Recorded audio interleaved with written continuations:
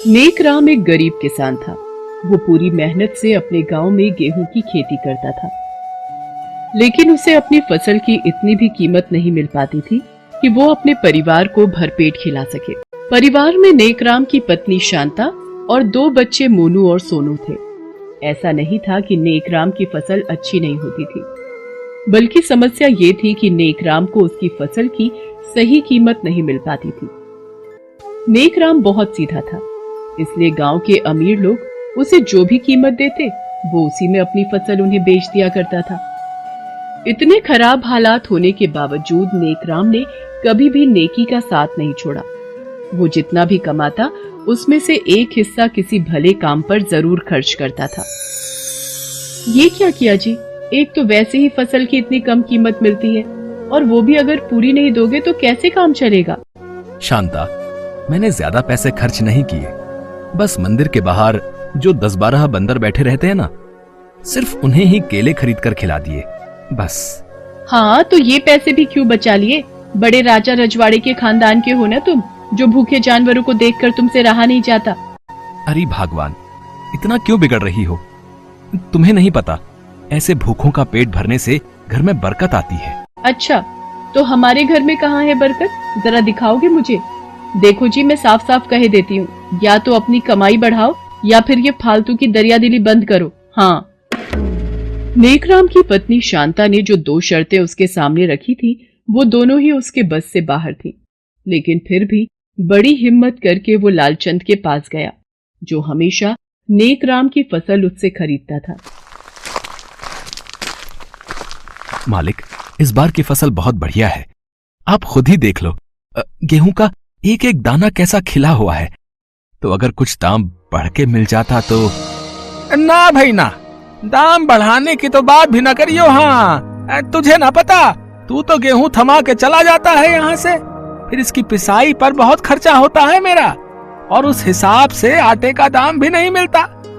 देख भाई नेकराम, मैं तेरे सारे गेहूं खरीद लेता हूँ, बस इसी बात का शुक्र मना तू तो। हाँ। नेकराम नाउम्मीद होकर वहां से अपने घर की तरफ जाने लगता है, लेकिन तभी उसे रास्ते में मास्टर जी मिल जाते हैं। मास्टर जी गांव के सरकारी स्कूल में पढ़ाते थे और एक भले इंसान थे। राम राम मास्टर जी। राम राम। और भाई कैसे हो नेकराम? बस मास्टर जी, किस्मत पर रो रहा हूँ। इस खेती किसानी में अब कुछ नहीं रखा। सोच रहा हूँ ये सब छोड़ छाड़ के शहर में जाकर मजदूरी ही कर लेता हूँ, यहाँ से तो ज्यादा ही कमा लूंगा शायद। नहीं नेकराम, शहर दूर से ही अच्छा लगता है, वहां की अपनी अलग चुनौतियां हैं। और वैसे भी तुम एक किसान हो, और वो भी इतने मेहनती, तुम्हें ये काम नहीं छोड़ना चाहिए। हाँ, लेकिन तुम्हें अपना दायरा जरूर बढ़ाना चाहिए, इससे तुम्हारी हिम्मत भी बढ़ेगी और आमदनी भी। क्या मतलब मास्टर जी? मैं कुछ समझा नहीं। देखो नेकराम, अपने गांव में सिर्फ लालचंद ही है जिसके पास आटा पीसने की चक्की है। वो तुमसे इतने सस्ते में गेहूं खरीदता है और फिर सिर्फ उसे पीस कर लोगों को इतने महंगे दाम पर आटा बेचता है। क्या? लेकिन वो तुमसे झूठ बोलता है कि उसे कुछ नहीं बचता, ताकि तुम्हें गेहूं की ज्यादा कीमत ना देनी पड़े। तुम बहुत भोले हो नेकराम, तुम खुद ही सोचो, अगर लालचंद को तुम्हारे गेहूं खरीदने में नुकसान हो रहा होता तो वो कब का ये काम बंद कर चुका होता। हाँ मास्टर जी, आपकी बात तो एकदम सही है, मैंने इस बारे में तो कभी सोचा ही नहीं। लेकिन अब मुझे क्या करना चाहिए, आप ही बताइए। तुम सबसे पहले एक काम करो, अपने गेहूं से खुद आटा तैयार करो, फिर उसे बेचकर खुद मुनाफा कमाओ। मास्टर जी की बात मानकर नेकराम अपना गेहूं खुद ही पीसने लगता है।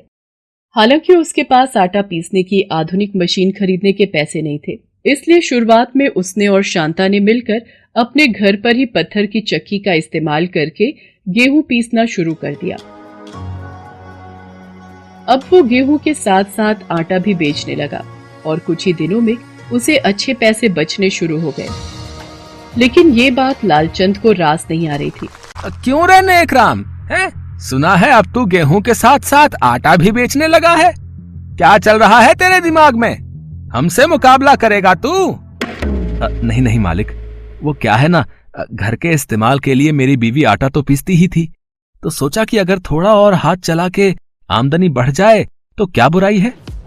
बुराई ये है कि तू अपनी औकात भूल रहा है। तेरा काम गेहूं उगाना है तो वही कर, ज्यादा उड़ने की कोशिश मत कर, समझा? लेकिन मालिक, ये किसने तय किया है कि एक किसान सिर्फ खेती ही कर सकता है? इससे आगे कुछ करने की उसकी औकात भला क्यों नहीं है? अच्छा, तो मुझसे जुबान लड़ाएगा तू? चल फिर ठीक है, लगता है तेरा दिमाग ठिकाने पर लाना ही पड़ेगा। पीसो, अब तू और तेरी घरवाली मिल के पीसो आटा। मैं भी देखता हूँ कि अपनी उस पत्थर की चक्की से कितना गेहूं पीस पाएगा तू। अब से तेरा गेहूं मैं नहीं खरीदूंगा, हाँ, और इस पूरे गांव में किसी और को खरीदने भी नहीं दूंगा। लालचंद को लगा था कि नेकराम उसकी धमकी से घबराकर अपने कदम पीछे कर लेगा और उसके सामने अपने गेहूं बेचने के लिए गिड़गिड़ाएगा। लेकिन ऐसा कुछ भी नहीं हुआ, क्योंकि नेकराम में अब आत्मविश्वास की कमी नहीं थी। वो जानता था कि अब उसे क्या करना है। लेकिन हमारा सारा गेहूं अब खरीदेगा कौन? देखो जी, जोश में होश मत गवाओ। मैं तो कहती हूँ मालिक से जाकर माफी मांग लो। नहीं शांता, अब मैं अपनी मजबूरी का और फायदा नहीं उठाने दूंगा उस लालचंद को। ना तो उसे मेरी मेहनत की कद्र है और ना ही उस अनाज की जिसके दम पर वो इतना बड़ा सेठ बना बैठा है। लेकिन अब तुम करने क्या वाले हो? तुम बस देखती जाओ। नेकराम ने अगले ही दिन मास्टर जी की मदद से सरकारी योजना के तहत गांव के ही सरकारी बैंक में कर्ज की अर्जी डाल दी। जल्द ही वो अर्जी मंजूर भी हो गई और उसे कुछ पैसे मिल गए। उन पैसों से उसने सबसे पहले गेहूं से आटा पीसने की एक बड़ी मशीन खरीद ली और इसके साथ ही अब नेकराम को अपना गेहूं किसी और को बेचने की जरूरत ही नहीं थी। वो खुद ही सारा गेहूं पीसकर उससे आटा तैयार करने लगा और उसे वाजिब कीमत पर बेचने लगा, जो लालचंद के मिलावट आटे से काफी कम थी। धीरे धीरे नेकराम की तैयार की हुई आटे की बोरियां सिर्फ गांव में ही नहीं बल्कि शहर तक बिकने लगी। बड़ी बड़ी बेकरी शॉप के मालिक सीधे नेकराम को आटे का ऑर्डर देने लगे, जिन्हें पूरा करने के लिए अब नेकराम खुद शहर जाने लगा। फिर एक दिन, ठीक है नेकराम, पूरी 50 बोरियां हैं। ये लो, ये रहा तुम्हारा पेमेंट। साहब, मुझे ये डबल रोटी का एक पैकेट दे दीजिए और इसके पैसे आप मेरे पैसों में से काट लीजिए। हाँ, क्यों नहीं। लेकिन तुम्हें इसके पैसे देने की जरूरत नहीं, ये लो, ऐसे ही ले जाओ तुम। बेकरी शॉप के मालिक को लगा कि नेकराम ने वो ब्रेड का पैकेट अपने घर के लिए लिया है, लेकिन ऐसा नहीं था। दरअसल शहर आते जाते रास्ते में नेकराम को एक तालाब मिलता था। वो जब भी शहर जाता तो उस तालाब के किनारे कुछ देर सुस्ता लेता था।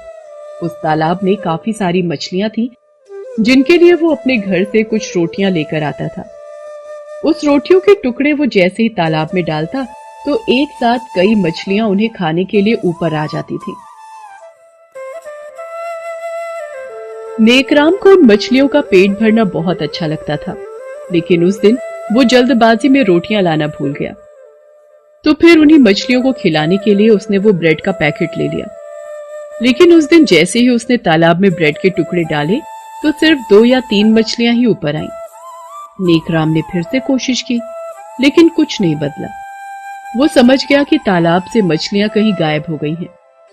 उसने पास ही खड़े एक गार्ड से पूछा, अरे भाई साहब, ये तालाब में आज मछलियां इतनी कम क्यों हैं? उनकी जिंदगी पूरी हो गई इसलिए। अरे भाई, ये तालाब मछली पालन के लिए है? जैसे ही ये मछलियों से भर जाता है, तालाब का मालिक आकर मछलियां ले जाता है। अभी परसों ही तो आया था वो, पूरी एक ट्राली भर कर ले गया मछलियों से। नेकराम को ये सब जानकर बहुत दुख हुआ। वो उस दिन तो वहां से उदास होकर चला गया, लेकिन फिर कुछ ही दिनों बाद, ठीक है नेकराम जी, तो आज से ये तालाब आपका। मैं ऐसा करता हूँ, शहर में जहाँ भी मेरी मछलियाँ सप्लाई होती थी, मैं उन जगहों के बारे में भी आपको बता देता हूँ। आपको मछलियाँ बेचने में आसानी होगी। नहीं, मुझे उन जगहों की जरूरत नहीं है, क्योंकि मैं यहाँ मछलियाँ पालूंगा जरूर, लेकिन उन्हें बेचूंगा नहीं। इतना कहकर नेकराम ने अपने घर से लाई हुई रोटियों के टुकड़े तालाब में डालने शुरू कर दिए। उसके ऐसा करते ही अनगिनत मछलियां ऊपर आने लगी, जिन्हें देखकर नेकराम को बहुत अच्छा लग रहा था। नेकराम की नेकियां यही नहीं रुकी, वो ऐसे ही कई जरूरतमंदों की मदद करता रहा और इन नेकियों का इनाम उसे तरक्की के रूप में मिलता रहा।